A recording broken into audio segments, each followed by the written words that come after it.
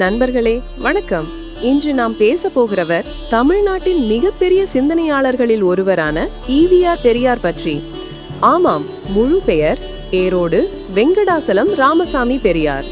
அவர் 17 September 1879 ஏரோடு மாவட்டத்தில் பிறந்தார். தந்தை பெயர் வெங்கடாசலம், தாய் பெயர் அம்மையார். சிறுவயதில் தான் சமூகத்தில் இருக்கும் அநீதிகளை கவனித்தார்.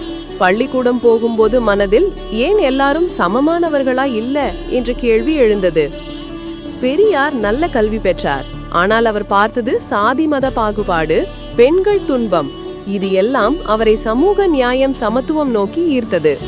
அப்படியே நண்பர்களே, பெரியார் தான் சுயமரியாதை இயக்கத்தை ஆரம்பித்து சாதியை மறுக்கும் போராட்டத்தில் முன்னோடியானார். அவர் எப்போதும் கூறியவர், பெண்களுக்கு கல்வி சமத்துவம் அனைத்தும் கிடைக்க வேண்டும், மதத்தை ஒடுக்காமல் ஆனாலும் மனிதநேயத்தை முன்னிறுத்த வேண்டும், மனிதன் தன் உரிமைக்காக போராட வேண்டும் என அவர் எப்போதும் வலியுறுத்தினார். பெரியாரின் கருத்துகள் மிகவும் சிம்பிள், ஆனாலும் சக்தி வாய்ந்தவை. மனிதனை மதிப்போம், சாதியை அல்ல. பெண்களுக்கு உரிமை சமத்துவம் அவசியம். நம்மை மதிப்போம், துரோகம் செய்யாத சமூகத்தை உருவாக்குவோம்.